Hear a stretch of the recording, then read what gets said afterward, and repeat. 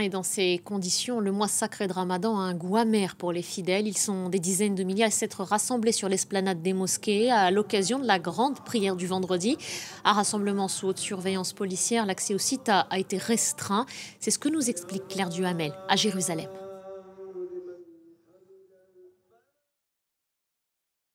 Les fidèles musulmans sortent de la vieille ville par la porte de Damas. C'est le premier vendredi du Ramadan et pour l'instant la situation est calme. Le dispositif de sécurité est massif. 3000 policiers qui empêchent notamment certains jeunes hommes de pénétrer dans la vieille ville. Mais certaines restrictions se sont quand même allégées puisque les Palestiniens de Cisjordanie de plus de 50 ans pour les femmes, plus de 55 ans pour les hommes ont finalement pu venir aujourd'hui à Jérusalem s'ils ont un permis. Voilà donc la situation en ce premier vendredi du Ramadan. Mais les Palestiniens nous disent que pour eux, bien sûr, c'est un Ramadan triste, qu'ils sont bien sûr extrêmement préoccupés pour leurs frères de Gaza, puisque la catastrophe humanitaire s'empire encore de jour en jour.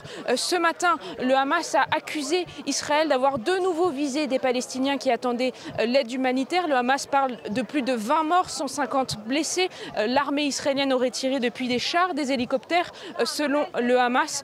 Mais à l'heure actuelle, l'armée israélienne dément et dit qu'elle n'a pas tiré dans la nuit sur des Palestiniens qui attendaient l'aide humanitaire.